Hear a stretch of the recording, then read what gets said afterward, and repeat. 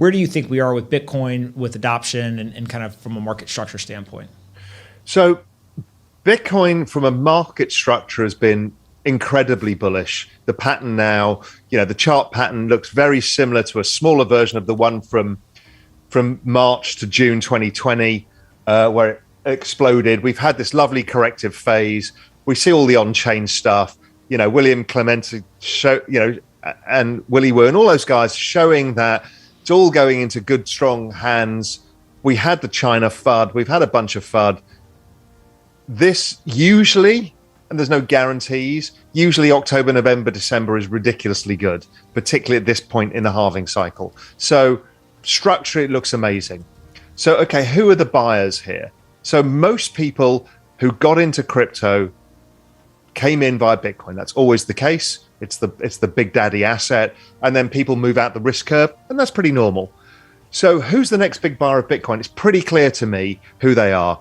It is the ongoing institutions. I mean, that just keeps going. And I think we'll see an acceleration in that, particularly if the price breaks out, because everybody's like sheep. They always want to follow each other. Secondly, it is the coming ETF. It's definitely going to, well, definitely, I don't know that, but I just have a very strong feeling it comes in the next, over this October, November, December period. And that will drive a huge amount of money in the space because it allows RIAs to allocate and ordinary individuals in a way that they can easily understand. And finally, I think we're starting to see noise from the sovereign wealth funds. So I know some of them, and I've talked about this before with you, is some of them are already allocated, but I think we're going to start to see more sovereign wealth activity in the space. Ethereum and the Ether asset? So Ethereum, again, the charts look absolutely astonishing. The on-chain activity, the adoption is by far the largest of anything in the space. So it's huge what's going on. The move towards ETH 2.0 means that, at a simple level, everybody's going to stake everything they've got to get it there. And so that takes all the coins off the market. There's about 11% of all ETH in circulation. So it's almost unbuyable. So you bring a whale into the market, the price just explodes. So I've never really seen a setup as good as this in that respect. So I think it's a very high quality bet for the time being because of all of this stuff that's either off exchange, being staked, and there's no free supply, and demand keeps going exponential. So I like ETH overall. What's interesting is we're starting to see institutional adoption. So I spoke at Cowen's big event, and it wasn't about Bitcoin. It was solely about Ethereum, which took me by surprise. That's the first one I've done. It's kind of been referenced in other ones, but here I am now speaking to investment banks when they're asking me to come and talk about Ethereum and just skipping Bitcoin, saying, well, we assume you know Bitcoin, but here's another opportunity. So I think there's a lot more adoption to come in that space, and I think there's going to be an ETF there too. And again, with this really restricted supply that's going on because of ETH 2.0, I think it drives prices a lot.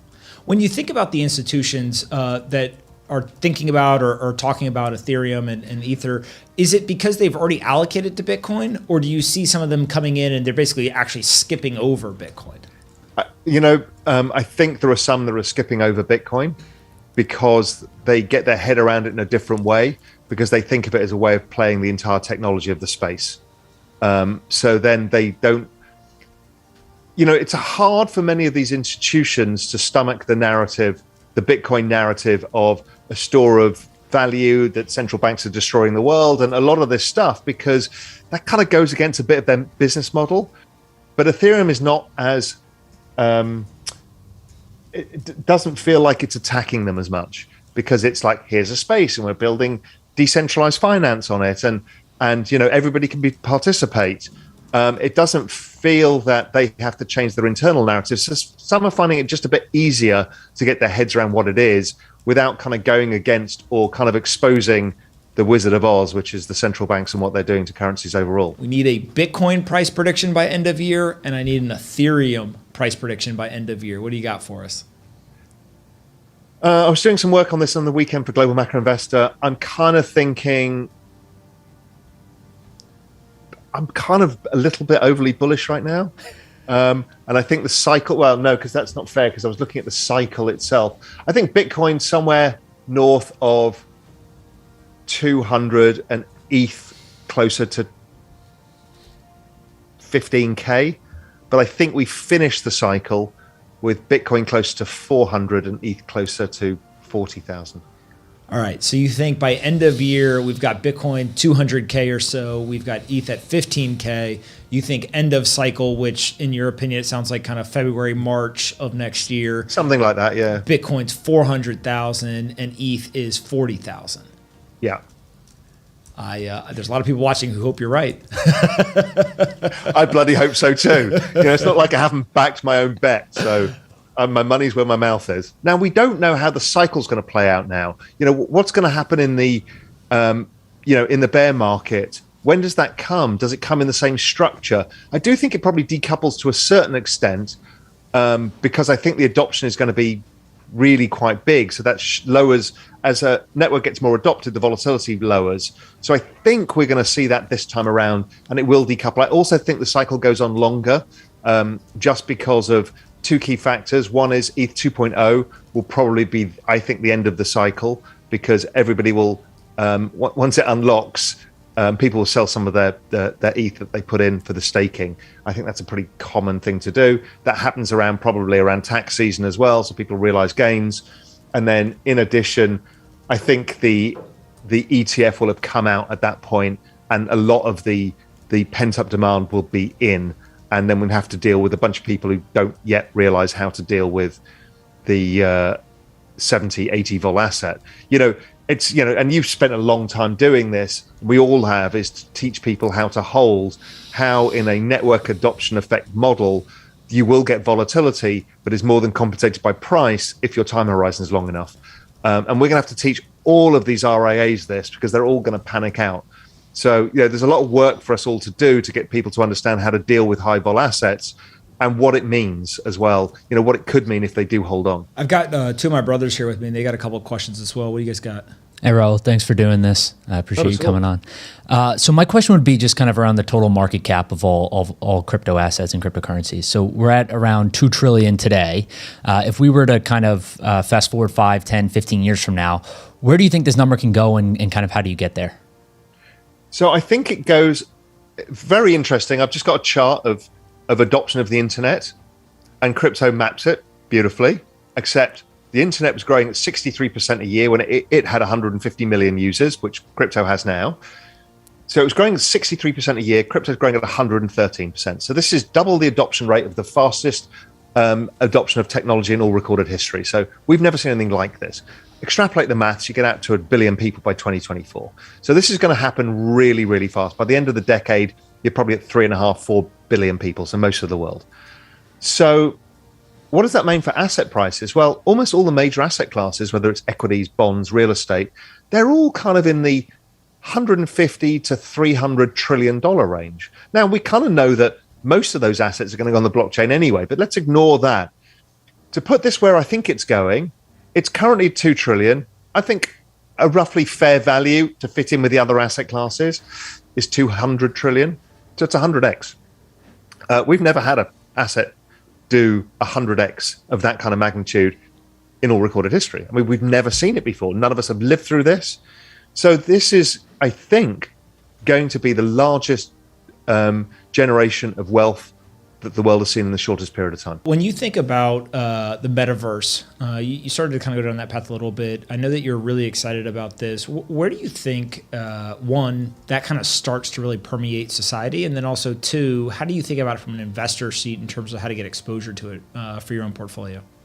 I think if it's the ongoing process, the fact that you and I, we're now living digitally, and me seeing you, I mean, I have drinks with friends on Zoom. It's normal now. It doesn't bother me, right? So we've now moved a massive step into the digital world where just meeting our friends or meeting people we know can happen over video link, and we don't really care, much like that happened with mobile phones and phones before that, and television and all of these things. So this is an ongoing move into the digital world. And then it accelerates because you start to see the rise of cryptocurrency, and that enables these ecosystems to develop into these rich worlds where you can create value, exchange value, own things. So this creates the other layer. Then the layers on top of that come 5G, distributed computing power, and a bunch of other things that are going to scale that faster. So once you've got the computing power, because right now most of our computers are not gaming computers, so we can't render in the speed we need to render. So we get left with crypto voxels and Decentraland being clunky, and all of the cool kids are on Epic Games and they've got 4K, but we don't have the computing power to do it. All of that is going to change. So all this is the metaverse. It gets thought of in so many ways. For me, it's like our digital fluidity, where we can live and move around in this digital space, interact with our physical space, whether it's through augmented reality, virtual reality, just normal kind of digital world, and we can kind of create lives within it. So we're creating income streams. We're seeing that with Axie Infinity right now. Or we can be educated in the metaverse that kind of levels the playing field. I mean, you can be a kid in Ethiopia and you can therefore now get educated on the same playing field as somebody in the United States, because we have access, and you can be in the same classroom and you get to talk to them. So just things everywhere are going to change because of this. And you know it's going to happen because everybody from Microsoft to Facebook to Apple have basically said this is the bet. It's augmented reality, virtual reality, the metaverse. You know, I spoke to the head of metaverse who knew there was one at AWS. And they're building out the computing power and the cloud storage abilities for all of these massive compute needs, right? So it's happening. Now, the battle is going to be, as ever, the same battle, decentralized versus centralized. And as ever, it'll be a mixture of both, and we get to choose. But that's all coming. And that's a hugely exciting thing. And people haven't really figured this out yet. But again, it's going to be an enormous generator of wealth as the world moves into the digital world.